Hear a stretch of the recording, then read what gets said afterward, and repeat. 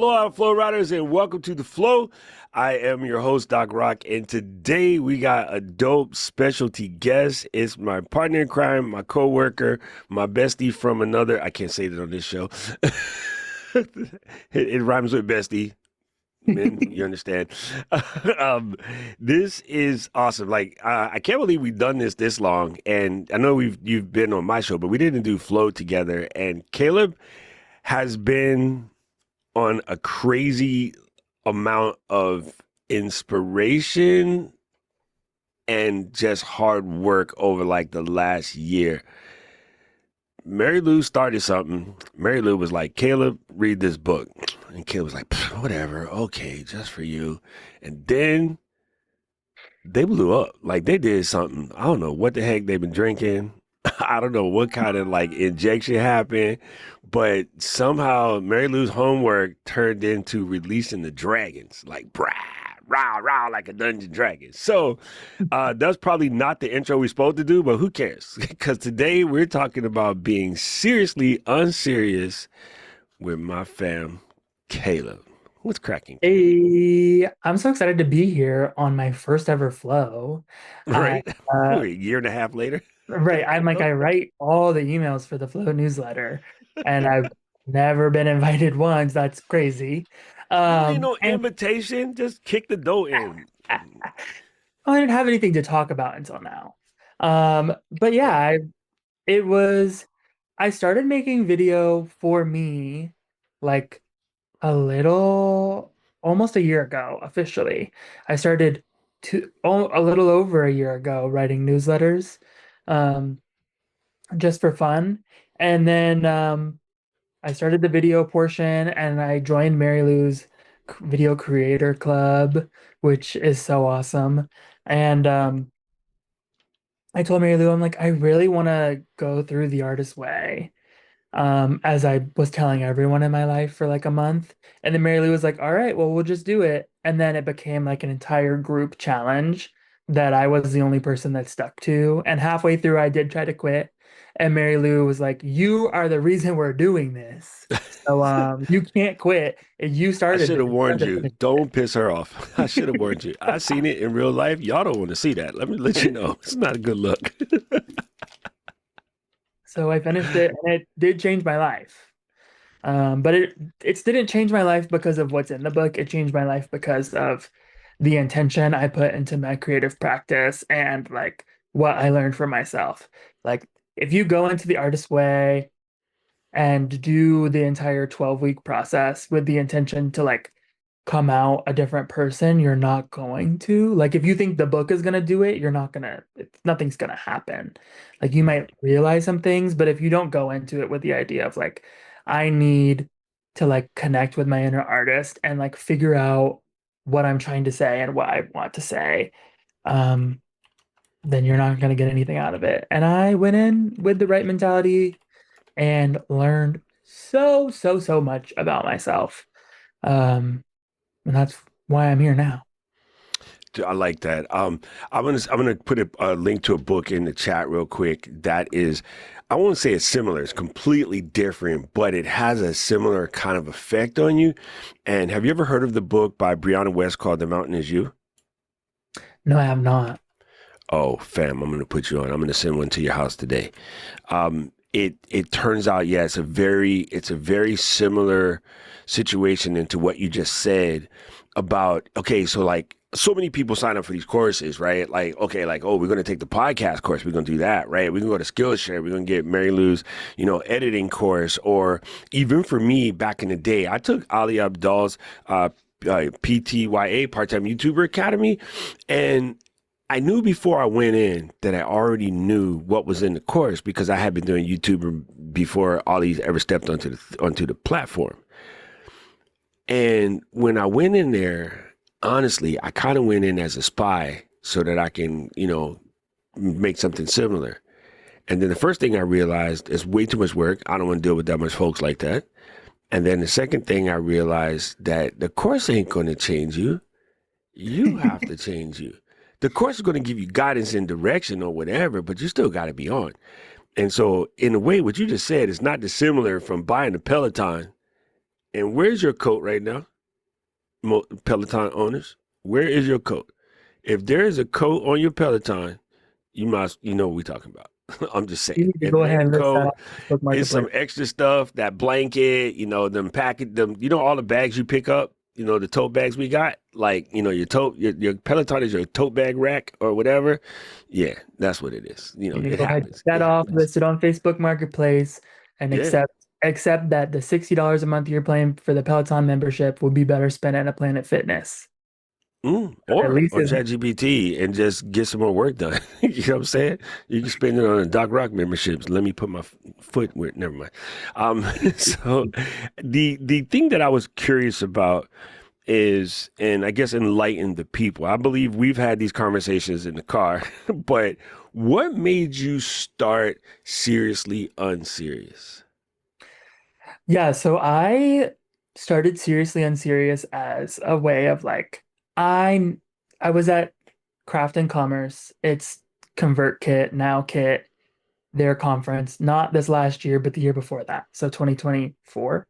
And I knew that I needed to create, but I hate being on camera, or I did in 2024.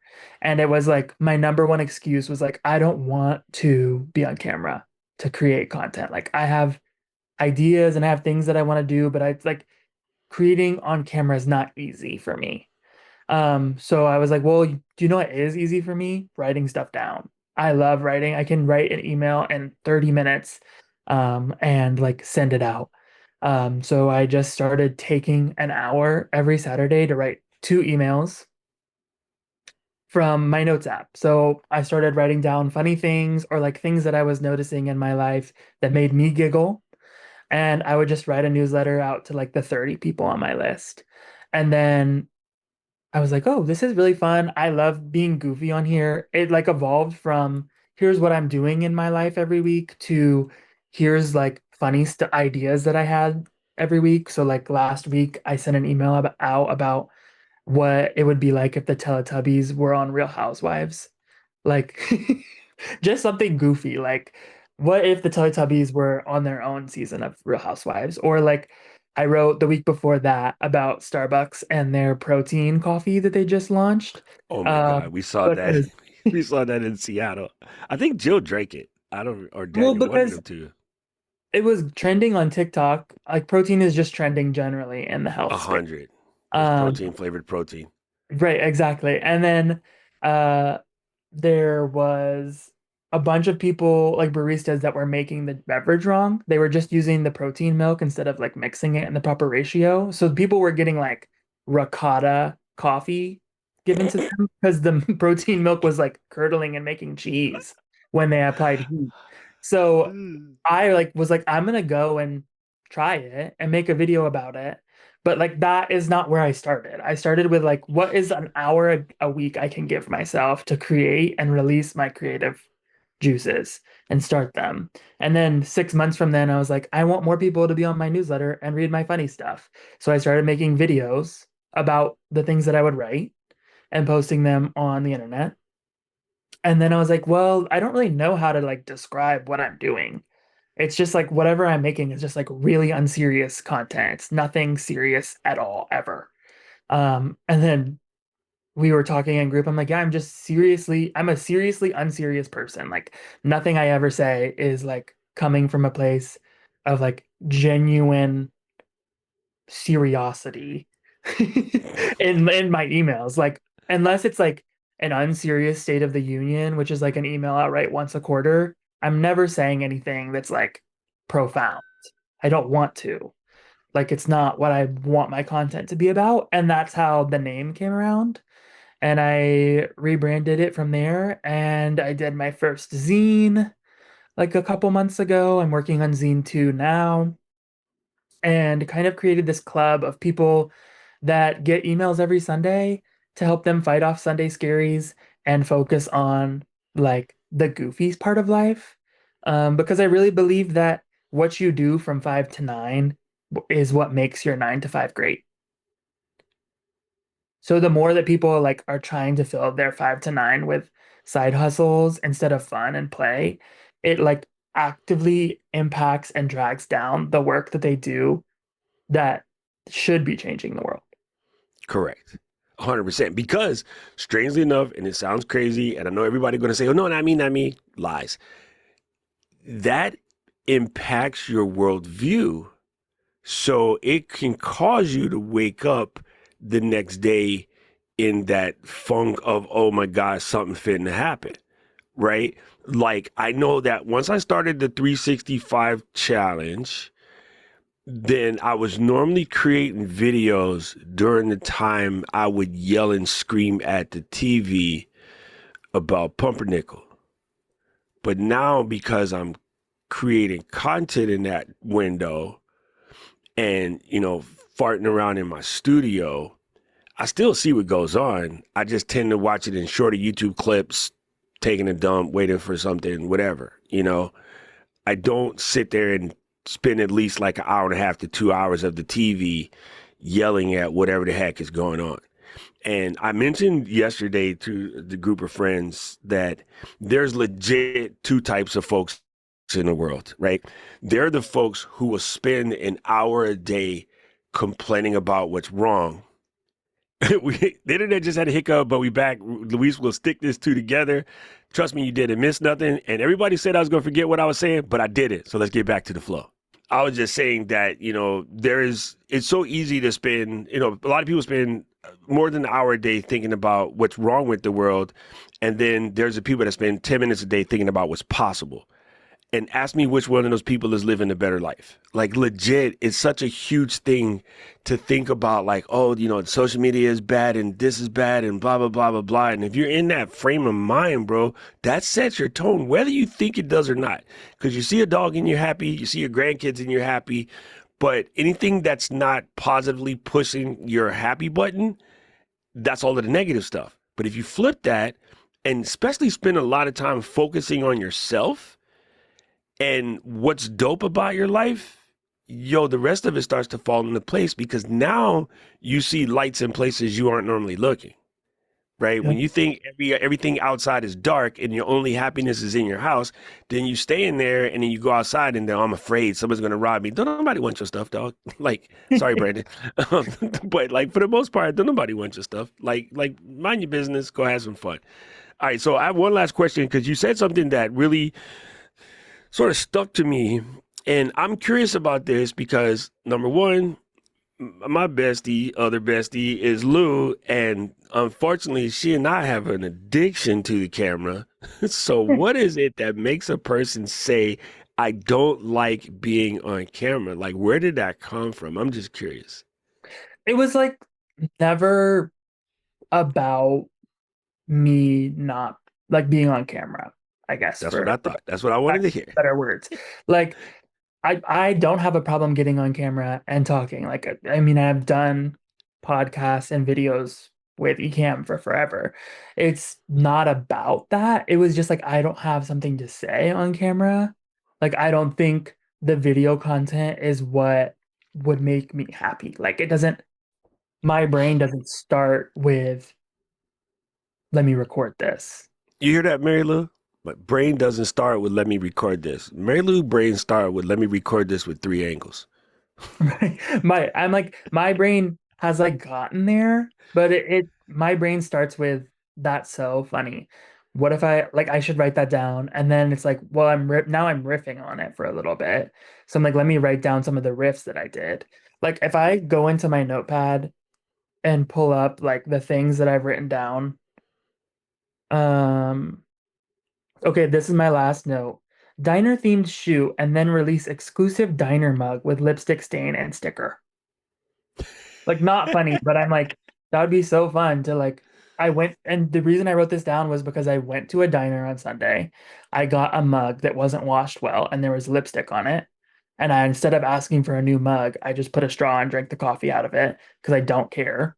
But I'm like, but that's so diner core to have a lipstick stained mug. So like Yeah, those are the 100%. things where I'm like, I'm just experiencing life and writing it down and then circling back to it. Yeah. And it's funny because now that I might be speaking sideways. Y'all can tell me if I'm differently wrong. But I feel like now that the technology for all of the commercials about like it doesn't come off. Look, it lasts all day. It's a shine that all day long. That it's harder for the general running through the hot wash. You know, we have that little machine and it just a Mhm. tray slides it through.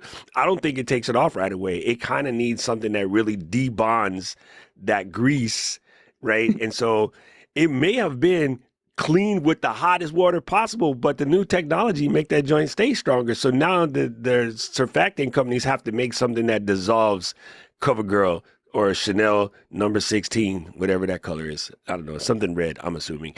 Anyway, so you you went into this mindset a little bit in order to help people learn that play and intentional play is completely different from chaos and laziness. And I kind of like that because I feel like when we get together, yo, we're full clown nonstop. However, we're getting crazy amount of work done. Yeah. And I think it drives some of our coworkers insane because they look like we goofing off, but we actually handling our business, and everybody else be like, "Oh my God, the world's going to collide and it's going to crash and whatever." And that's just not me. Like I have never been sky's going to fall. Like this is going to sound hella dark, but under serious gunfire and bombing, I'm still like I'm walking out of here today because it's not today's not my day. Like I just don't think about it like, oh my God, I'm gonna catastrophize. So I think maybe that pisses people off where they're pissed off that there's something happening and I'm still like, all right, let's go. But traffic though, traffic messes me up. I don't know why. I can do Warzone. Traffic, nah. But what is it about you that made you come to this conclusion that like intentional play is the answer? Because I love this. Well, it was a lot of life learning and listening to Doc, unfortunately. Because I think it was like 2 or 3 years ago where I was just so bent out of the frame over something that did not matter at work. And Doc was like, one day when you're older, you're gonna realize that nothing matters. And then when that you realize that, your life is gonna be so much better. And Oh, I was like, wow, that sucks that I have to wait until that happens. And so like anytime I would get bent out of the frame at work, I would literally be like, oh, I just wish I didn't care like so much about this. And it's not that I'm like releasing the importance of my job or like releasing the fact that I care about it. It's that there's so many things in my life that I don't have control over, but the only thing that I always have control over is my perspective and my ability to enjoy the moment. And so it's like I'm almost 30 and I know that if I'm not having fun, that I can remove myself from any situation that I'm in where I'm not having fun, or I I can love find it. a way to have fun. And if you want me to show up and be my best version of myself, it means that I should be having fun doing it. Because if it's not Yes. fun, I don't want to be there. And I Yes. am at the place in my life with my finances, with my relationships, with my job, with my passions, that if I am not having fun, I don't want to do it. And I don't have to. I have the freedom to say no. I'm not having fun anymore. I'm gonna go. Um, and so when I realized like that portion, it was what gave me permission to be like, oh, why don't I have fun at work all the time?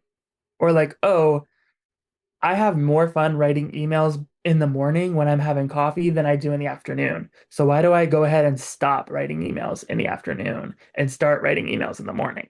Why don't I change my workflow? So it's like, okay, if I send an email out Monday, Wednesday, and Friday, that means that my Monday and my Friday are going to be my busy days. I'm never going to schedule a meeting on Monday or Friday. So that way I never have to worry about conflicts if I take a long weekend. I am always going to start those days at a coffee shop. So I have a reason to get out of bed on the days where it feels hard to get out of bed. I'm like gamifying every aspect of the things that I don't want to do in my life because for me, it makes it easier to show up and have fun and be an enjoyable person to be around when I take time to find the things that I love and put them in and nest the things I don't like around them. Yeah, I love this idea. It's this you man you said something super important, and that is about understanding it's your perspective, it's how you see it. Like we could be in a 10-foot room with 5 feet of water and go, oh my God, when the water gets to 6 feet, we're drowning. Or you can be like, yo, let's grab a bucket and start throwing and let's see who could throw the most buckets, right? Let's get a Home Depot bucket so we can throw it faster. Like it's just a different approach. Cause yeah, if you look at it, and of course this is super cliche, like, oh my God, this is a 1,000-mile walk. Yeah, but we can knock it out like, 1 mile at a time. Heck, that's why I said for my 365, don't do a 365-day challenge. Do a 3-day challenge 130 times. I just watched this crazy YouTube video, as I so often do, where this person ate beans every day until he ran a marathon. And it wasn't about how many days he had until he ate the beans. It was how many cans of beans he had to eat. So he's like, you can't eat like your body weight in beans in one sitting. You have to think Yeah, about it from like the can of beans that I'm gonna eat. Like I can only eat the amount of beans I'm gonna eat by can. So he just numbered all the cans and he just was like, all right, this is can number one. Like, and was eating 5 cans of beans every day, and that's all he ate. yo, Um, fam's fiber intake is on point though. right, crazy. But and so I'm like, that's kind of the mentality I have where it's like, I can't change the fact that I have to have a job for the foreseeable future. Like there's mostly nothing I can do to change the fact that I have to work. And also the times where I've taken a ton of time off of work, I find a way to assign myself work. So Hmm. I know that working isn't the problem. The mindset is. Like Correct. being on camera was never the problem. The mindset was.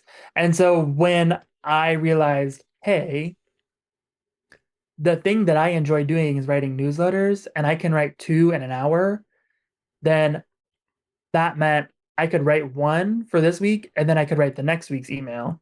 And then I could add another hour of free time in my week and look at next week's email and be like, all right, what are the things in this email that are worth promoting or sharing about on social media or like creating a video around? I And like then I this. would spend an hour creating a video. And then I had a social media strategy to support my newsletter. Like this. I like this. All right, so we're going to get people out here having fun.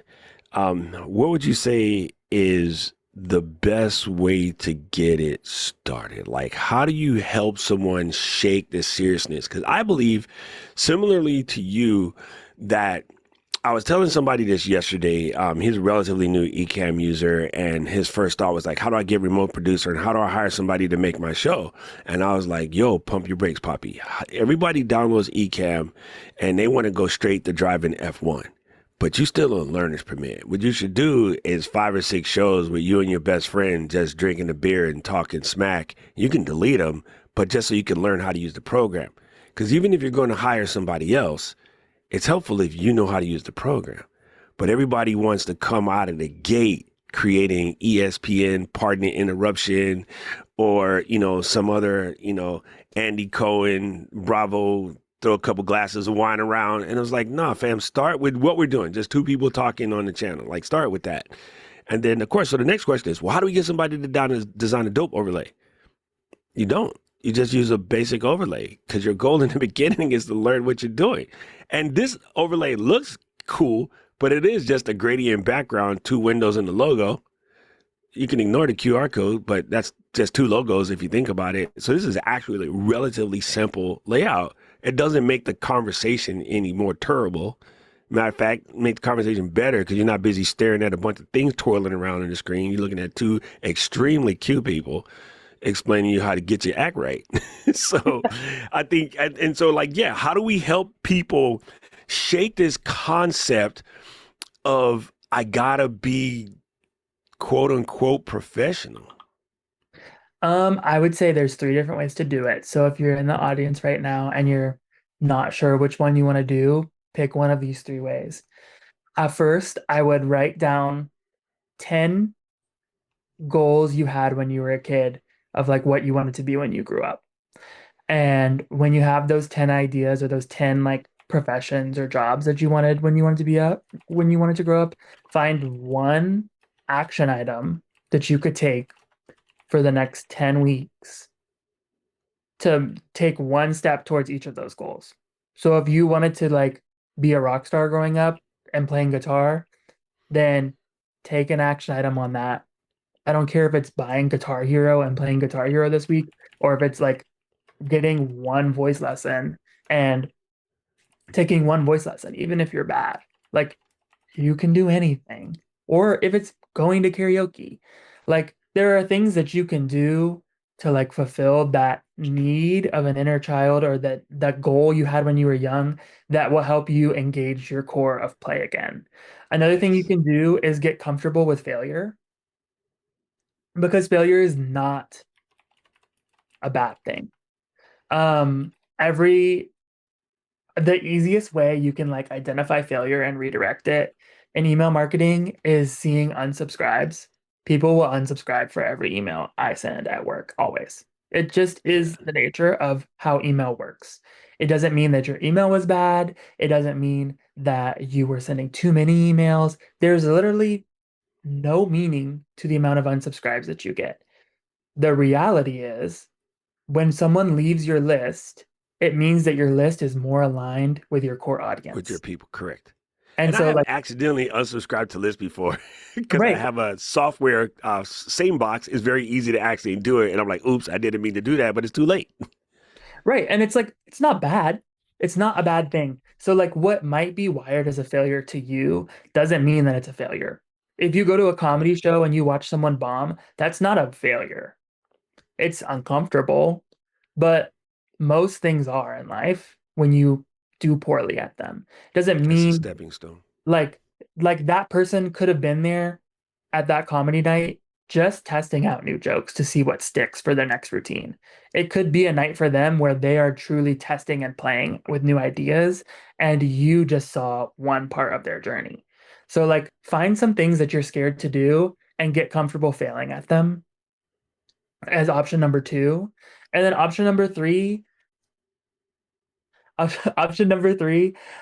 would be to spend time coming up with ideas every day.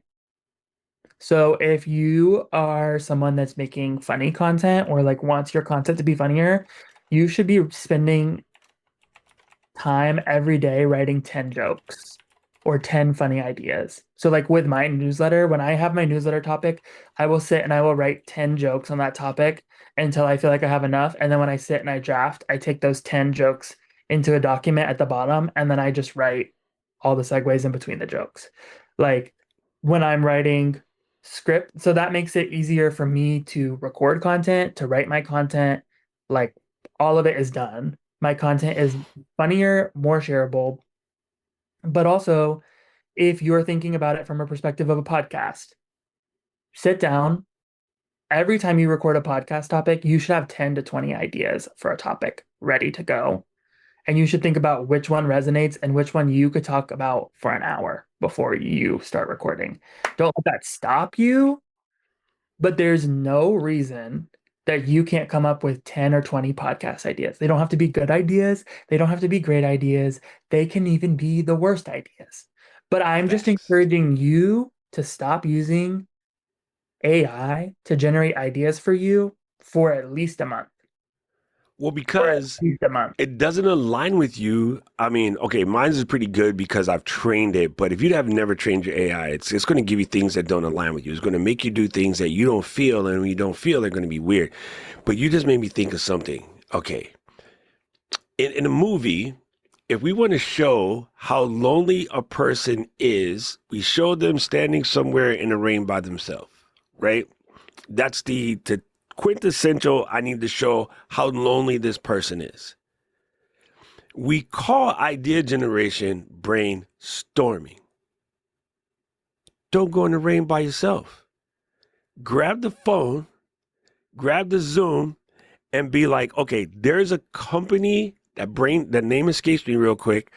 I think it's called Boozy, but there's a company where you can send somebody a beverage, right? Let's say you partake in the alcoholic beverages, right? Like I do. I have sent Rich a bottle of whiskey because Rich really helped us out in Dallas. So I'm gonna send Rich the bottle of whiskey, and then I'm gonna be like, Rich, when you get the whiskey, call me on Zoom. All right, boom, or FaceTime, whatever. And so you get the whiskey. All right, sorry, bro, you got to crack that sucker right now. Get a glass, and then we're going to stand in the rain together. What do you mean? We're going to brainstorm ideas for 10 minutes because you just spitball them. You say them out there. I think the other curse of brainstorming, and it's going to be crazy, trying to brainstorm with this. This is cool, but it slows you down. I say brainstorm with a video or a recorder and just talk it out because you can move quicker and then you can stick in your little interstitials. So when Caleb says, I want to make a video that's recording a podcast of us riding a tandem bike, and then you'd be like, wait a minute, but Doc knee don't work, so we got to get a tandem electric bike. Oh, that would be funny. Like, see our two huge asses on a tiny bike trying to record a podcast with like some weird like Swiss arms connected with cameras, but that would be mad funny. And what happens is you will start with your friend. Your friend could be like, no, player, because you got to remember this, you got to think about the lighting, so forth and cetera. But it will cause you to have a little bit more fun. So like if you are really that kind of stuck, don't brainstorm by yourself. Call somebody and brainstorm out loud together, because that's what we do when we have our marketing meetings, right? We try to come up with ideas. I come up with an idea, and you and Paul and Jill and Katie shoot it down. Listen, sometimes your ideas are bad, and bad Shut up. ideas are great. Bad ideas are great because they start a domino effect of ideas. It's not about the quality of ideas that you get, it's about the quantity. Like, I think you use the like free throw analogy all the time. Like, if you take 100 shots, and you hit 10, that's incredible. Yeah. That's an incredible percentage. So that's getting 100 reps in doesn't necessarily look like, for a lot of people, creating 100 videos. You'll get to 100 videos eventually. But if you started coming up with 10 ideas every time you recorded a video, that would change the way that your videos turned out every time.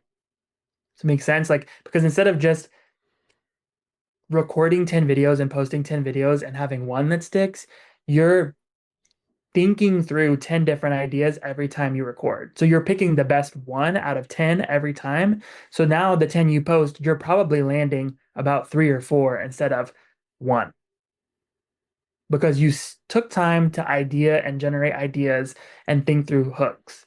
When I record something, I record it, I say, I probably record it 3 times when I'm recording a short or a reel. I will say exactly what I think I should say off the top of my head first. If I stumble or I repeat, I pause and I re-say it because I can just edit it later. And then inevitably in the first recording, I will say a better hook than what I said the first time. And I'll re-record it with the hook that I came up with on the fly. And then I will watch it and I will say, okay, does this make sense? I will show a rough cut to my friend or my boyfriend and say, hey, what do you think? Is this funny? I think it's funny here, here, and here. I think these parts are bad. What do you think? And they'll give me better perspective of like, actually, like, this would be way funnier if you punched up the way that you're delivering the content. Like, I recorded a video making fun of people who wear meta glasses, not because I think that they're dumb or stupid, but because it's like, it's funny to me that you would let Facebook see everything that you're seeing when it has so many like privacy complaints in the past. So I'm like, okay, this is a funny idea of like, instead of just recording a video of me complaining about meta glasses, what if I like recorded a video of me asking a meta user what it's like to wear meta glasses every day? And it's a POV version of like what their glasses are seeing of me. So it's like an open letter to a meta glasses wearer. But I'm like, are you recording me right now? Is is that on? Do you wear those when you go to the bathroom? Is I, Facebook watching I you while always you're take them off, or I do this because I'm like, somebody's going to know what it is. But most people don't. but I always feel like I gotta put them up, or I feel like I gotta put them in my pocket because sometimes I forget, and I feel super weird, like in the airport bathroom, but I forgot to take off my metas. I'm like, somebody's gonna call cops on you because they just tripping. So Well, and and I'm like, they're are they? heavy, so it's kind of hard to put on the top of your head. It always starts going like this. Well, I I was can't just thinking imagine about that like if yesterday. you're wearing those every day as your daily driver and their prescription, and you're going to the gym. What? That's Yeah, mine are prescription, but I don't wear them every day like that. But yeah, that's funny. but like And that's I the just kind of looked today content. at changing my prescription back out to put back the regular lenses for the simple reason that I don't want to rely on having to use them as my glasses. I just want to use them as a camera.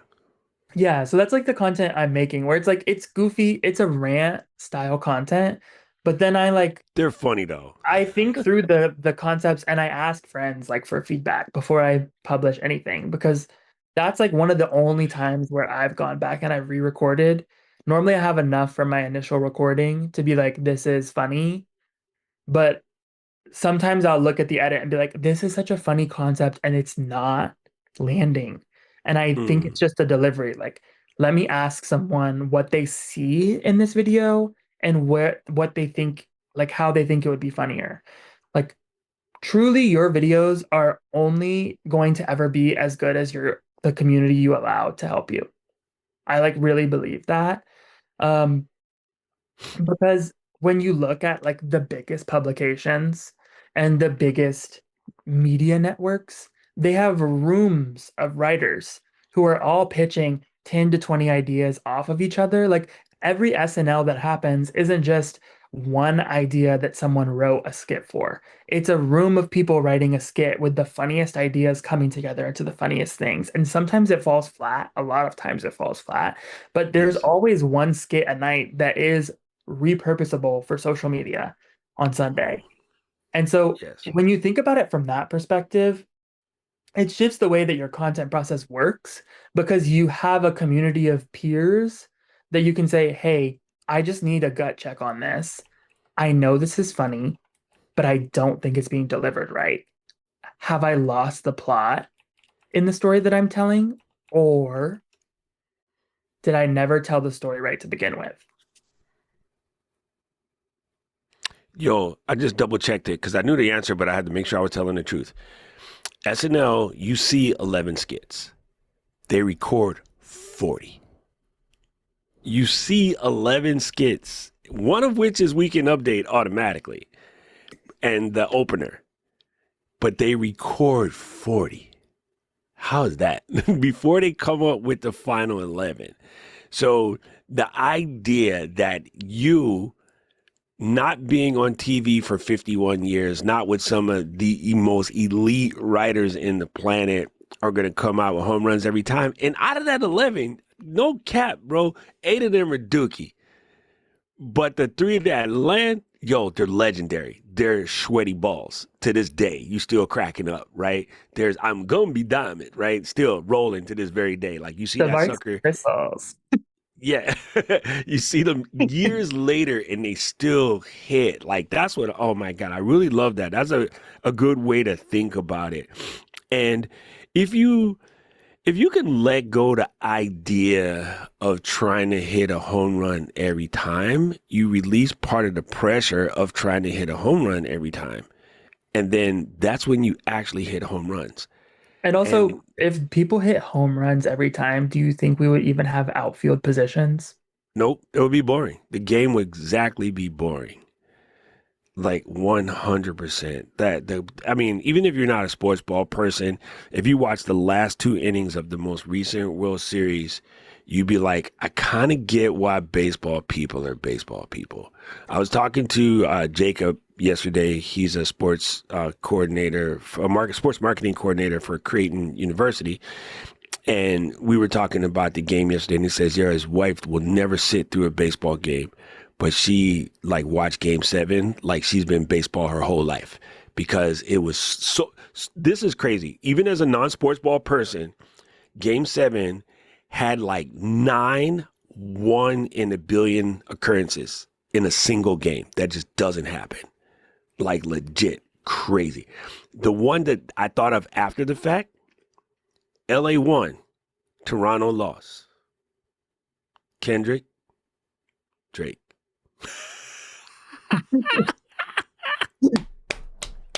Yo, come on, son.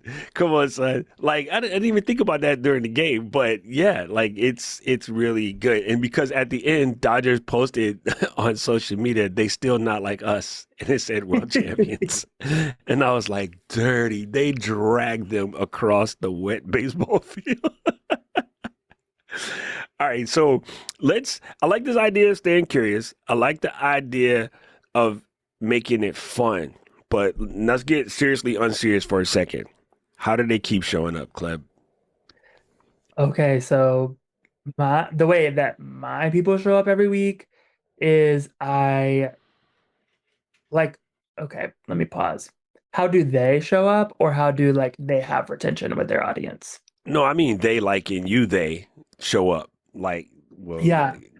Okay, I literally on my wall have a giant sticky note right now from last week, and I organize all the things that I want to do in a physical sticky note, and it's divided into three categories. It's make, play, release. And so I have a list of things that I want to make this week, a list of things that I want to do this week. So like if I'm reading the one from the other week, it's I wanted to do I was doing a my first ever stand-up show. I wanted to promote that. I wanted to create a video that was promoting a coffee shop I went to that my friends just opened. I wanted to record a monologue for I have a segment in my newsletter called Shark Tank, and it's where we share bad business ideas instead of good business ideas. oh Um, God, I love it. and then I wanted to do a recording of a like the general monologue that I did, and I needed to record a YouTube long video. So that was my make category for play. It's different than what y'all think because I'm not just like, how do I play on camera? It's like actually how do I go outside and be a human? So Mm. I'm like, I have a Dochi concert. I want to spend some time just drawing on my iPad for fun. I want to take 15 minutes to go on a walk without my phone and take pictures with my camera. I want to like spend an hour before bed one night reading a book. And then for the release, I have 2 to 3 newsletters scheduled. Um, I wanted to start posting some of my old newsletter content on Substack. Um, and that's all I got done, but I wanted to like schedule stuff, and I had like a bunch of like makeup trial out and errors that I needed to do before I went on Halloween. And then at the very bottom of the page, I write my mantra. So that week's mantra was, I will run towards my fears so that I see that failure is far from the end of my story. And I just write whatever I think of for my I mantra. like this. I like this. It's funny. I think that this is how you can tell when you're down. Everything is going good, and then of course you hit a brick wall.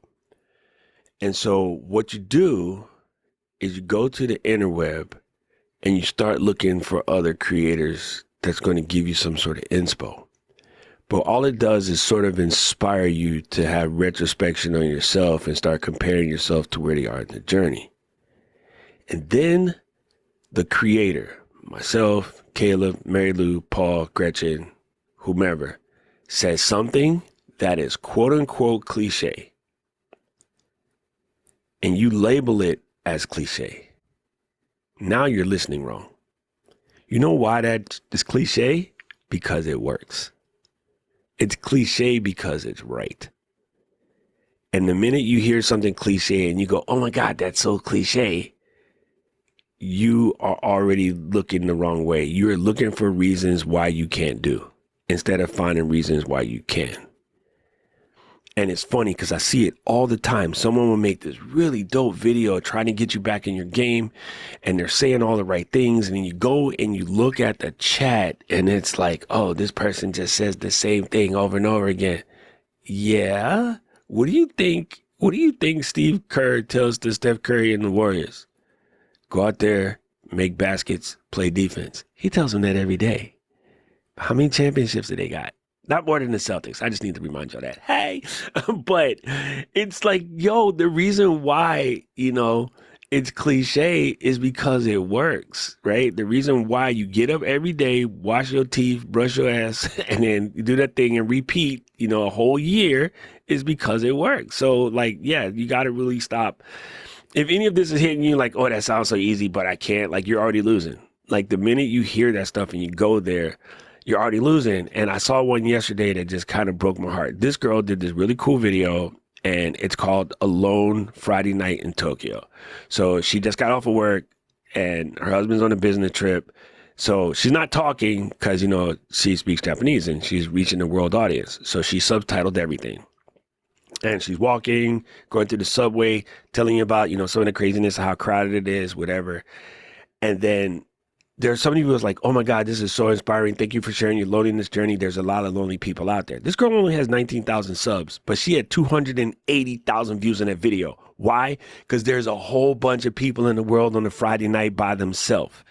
And so she's letting them see themselves. And then come the a-holes that come in and like, oh, this is fake.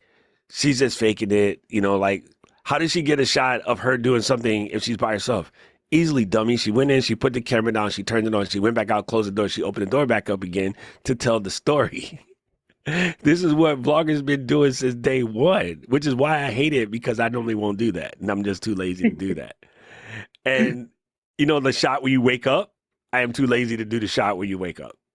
I'm also pretty sure that Small don't want me to put a camera in the bedroom and act like I'm waking up. Like, I'm sure, I'm just pretty positive. That's not gonna fly in my house. Be getting kicked in the face or something. So it's funny that the people that went straight to the negative and like, oh, she's faking it, and oh, YouTube must be paying her a lot of money to pretend that she's sad on the internet. And I'm just like, bruh, if you find yourself in that level of negativity, stop what you're doing and go read a Caleb newsletter. Figure out how to go have fun again. I think for me, and not to sound woo-woo, but when I stopped, Ain't nothing wrong with sounding woo-woo, girl. listen, Get it. when I Get it. stopped distrusting the world around me, things opened up for me. Like when I stopped believing that people are just posting stuff and lying and what's it called? Positioning or like posturing themselves on the Posturing. internet, Yes. it made the internet more enjoyable for me. When I stopped believing that my failures were like going to derail my success, it made failure more fun for me. When I stopped believing that the right things would happen to me at the right time, it made me more willing to take risks. Like literally the other day, I was leaving New Jersey from a bachelorette trip, and there was a group that was going to go shopping. That group included everybody that was in the car on the way to the airport back for me. And there was another group that was going to go get breakfast. I said, I'm going to go with the group to get breakfast. And all the people in the car were like, we're going to miss the flight because you're getting breakfast. I'm like, by the time you come back, my breakfast is going to be at the table. I'm going to have eaten it and I'm going to be ready to get in the car. And they said, there's no way, like that place is historically fast. They called me. I had just taken the first bite of my breakfast, and by the time they got in the car and got to me, my breakfast was done. We got in the car, we drove an hour, and everybody was still anxious about missing the flight, and then our flight was delayed. So it's like, not to sound woo-woo, but I just know.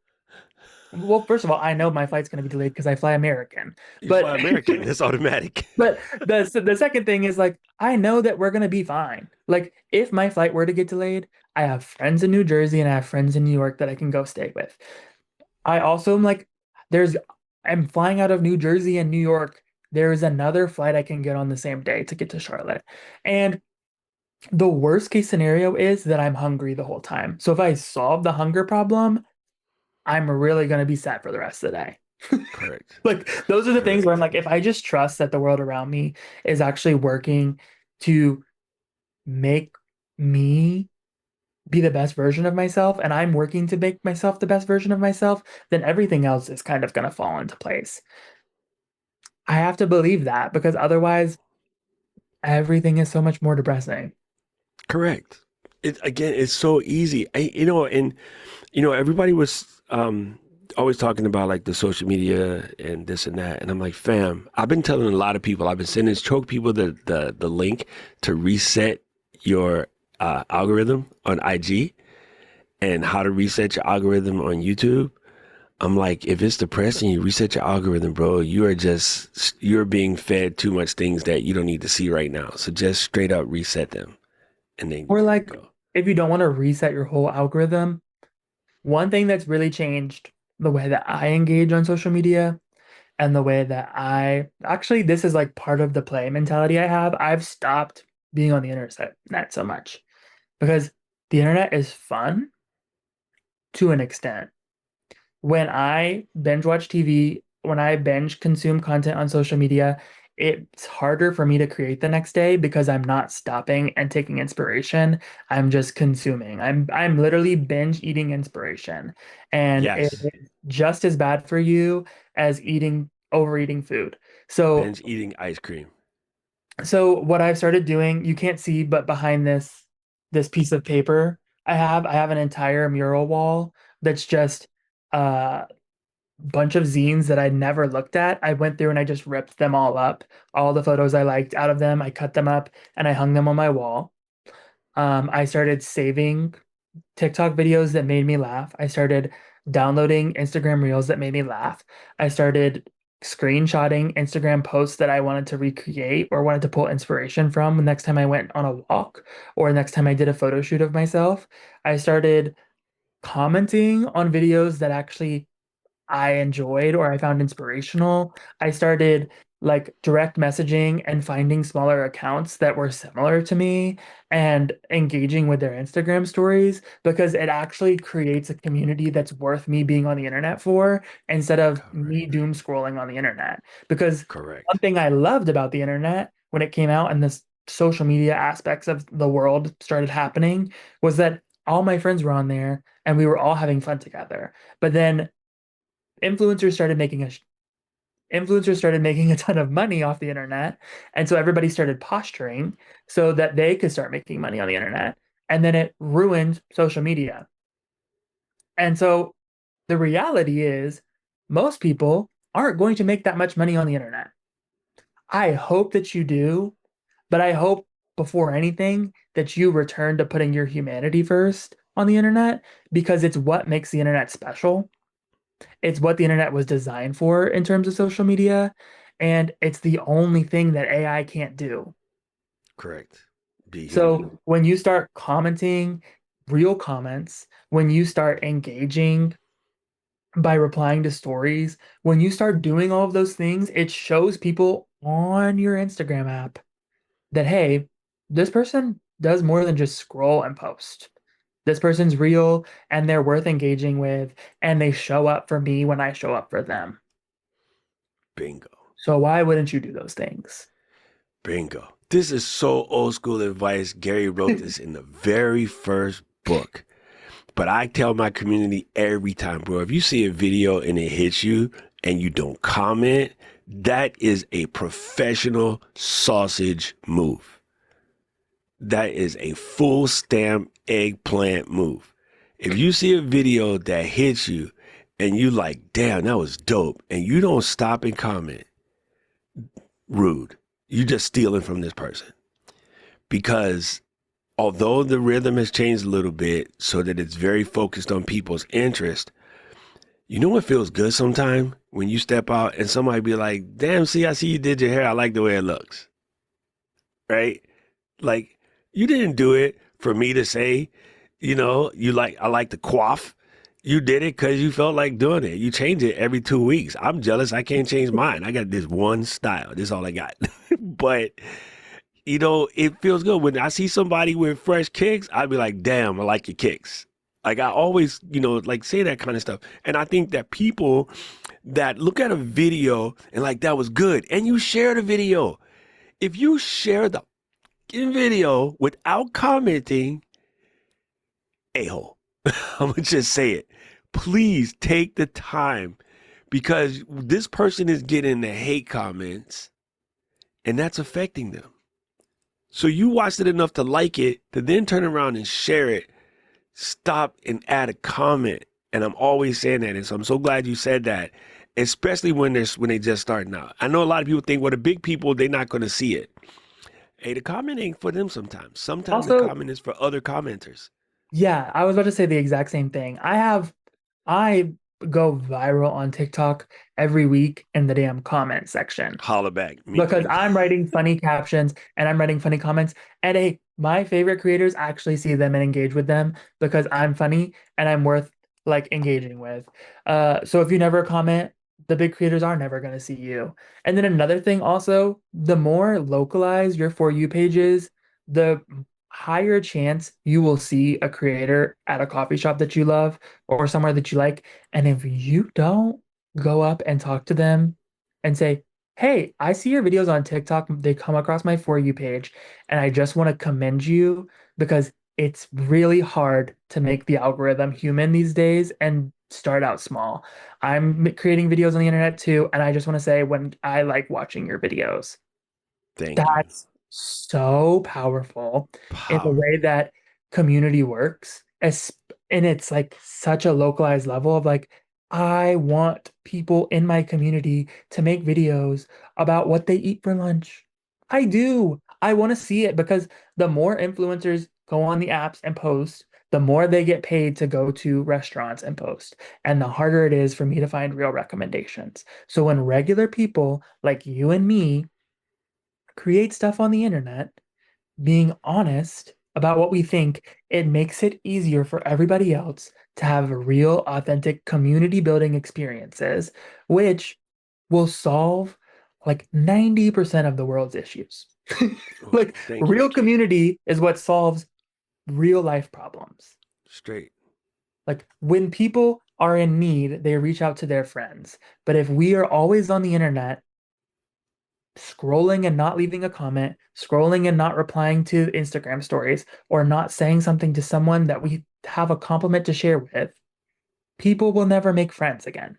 It Facts. sounds dark and crazy, but the way the internet works and the way that society works right now is that life is so online that if you don't take a second to get out of your comfort zone and address people in a way that is uncomfortable, it is way, way, way harder than it's ever been to make friends. And it's more important than ever to have friends when because there are people that are in need of food, like especially right now, there are people that are in need of just basic human decency that it's harder to get than it's ever been because of the way Yep. the internet works. And Just, I'm hey, not fam, you even good. trying to I'm getting on my soapbox, but I'm doing it in a way that is so kind. I just want you to remember that the way that the internet used to work and the way that social media used to work is that it used to be social. And if you're not using it socially, it's just media and it's no different than consuming something on Disney Plus. Dude, so good. So good. You said something, I just double checked it. I commented on a person's video last week and it says 162 people liked that comment and it started a comment chain on that particular video.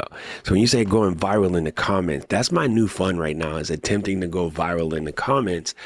And it was just, I said something that was, I backed up what they said because I had lived in Japan too. And it was just really funny. And man, I love that. And it really just helped that person feel like, okay, I'm making a dent. Like what I said mattered. And sometimes if a lot of people are commenting on a video, the platform will surface that video for more people to see. So you're genuinely helping the person out. When people say hit the like button, some people say, well, it doesn't matter. It doesn't matter. I tell you what does matter when the creator looks down at their video and it has 2,000 likes on it. It matters. Like it takes a lot, because you do it, it takes a lot of work to make content. I feel like the nasty people are always the people that don't make content. You This know what I mean? So video we that got I to protect each other by being nice to each other and saying, even if you can do nothing else, hit the freaking like button, dog. But I mean, if you could take a second, and I do, I make comments now with my voice. I got whisper flow. I can leave detailed comments with whisper flow, and it's good. So I left a yeah, comment at the middle of October. Right now it has 14,600 likes. And all I gangster. commented was, you can upload 45-minute TikToks, and this person's 45-minute TikTok has 1 million views. Shut the front door. It's like, Good Lord. hey, that's crazy. And all I did was just gut react how I felt it about seeing that there was a 45-minute video from this creator. And all of the comments that were response to me were like, I watched the Cheetah Girls on here. I watched like, okay, sorry, I wasn't going to TikTok cinema. Like, I don't Yo, know. I think people don't understand. Outside of the US, a lot of people, this is their only TV. You know, in the US, we got, 65 inch Sony somewhere, but most people, this is their TV. I was talking about this yesterday on the thing. We got to end this show. I got another stream to do, man. We can sit here and do this all day. We got to have Caleb part 2. How do people find you? Okay, if you want to be on my newsletter, it's goofy and it's unprofessional, and I don't tell you how to play. I just play. You can go there. It's just unserious.club. I am making content that's more about like how to play and how I play at work every day. That's on LinkedIn. You can just find me on LinkedIn. It's linkedin.com/in Demps, Caleb Dempsey on LinkedIn. Follow me. If you send a connection request, I will not accept it if I don't know you. Follow me. You can see my posts that way, but I will not add you as a connection. Peace and love. Oh, that is so good. Okay, listen, fam.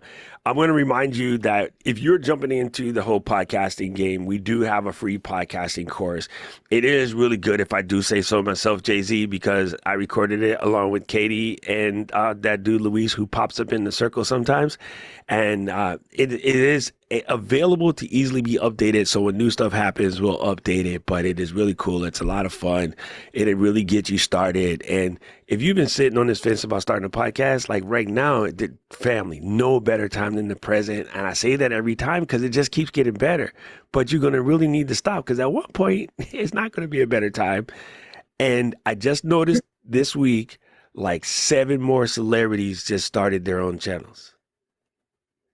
And all of y'all who be sitting on your thing, y'all have no idea. Now that college athletes have the image likeness, man, I forget the name of it. But now that college athletes can make money on their own personal likeness, a whole bunch of them are coming to YouTube. And their whole content is, I got up, I made a smoothie, I went to class, I worked out, I went to practice, getting ready for the game. And they're getting millions because everybody wants that insight. So these are attention opportunities to get taken away. But for every one of those dudes that jumps on, there's people like Caleb and Katie and Jill who go, ooh, sports ball. And they don't want to see that. So they need to see a normal person. That's you. That's you. This will be the last episode of The Flow till the first of the year. Now Paul over here dropping bad news. Anyway, this joint has been brought to you by Shure. We absolutely love Shure. We sure like Shure. So if you need to find yourself a microphone, you want to be nice, you want to show up looking good and sounding good, go and check out Shure at Shure.com. It is the microphone of choice when it comes to doing the flow. And again, you can't go wrong with 100 years of microphone making know-how. So go and check out Shure at Shure.com and tell them that Doc and Caleb sent you. Hey, LD. Also, we want to send a big reminder to you that if you want to find out more about the show, come and be a guest, subscribe to the back catalog, go to flow.ecamm.com. That's FLOWECA with 2 M's.com, and it will allow you to connect this sucker to get your podcast wherever podcast getting is got. Once again, thank you for being a member of the Flow Riders. Thank you, Caleb, for coming through and just dropping some absolute knowledge. This was phenomenal. Yeah, we're going to get you on Unstuck. So Mary Lou and I are getting into our guest season. We got Bobby Vegas coming up next week. So we'll get you in soon. It's going to be a lot of fun. We're starting to bring folks on. So I'm excited. You know how to find me. I know exactly what coffee shop to look for you at. I'm gonna call every coffee shop in Charlotte until y'all seen Caleb? Oh no, they're not here today. They went to this other shop. Okay. Keisha, what? You seen Caleb? Oh no, they went to get another tattoo. Damn. All right, call another shop. I'm gonna call Friends Tattoo. Hey, you seen Caleb? Oh yeah, they getting their hand tattooed right now. Says I love Doc. All right, that's gangster. You know what we say, people? Flow riders out.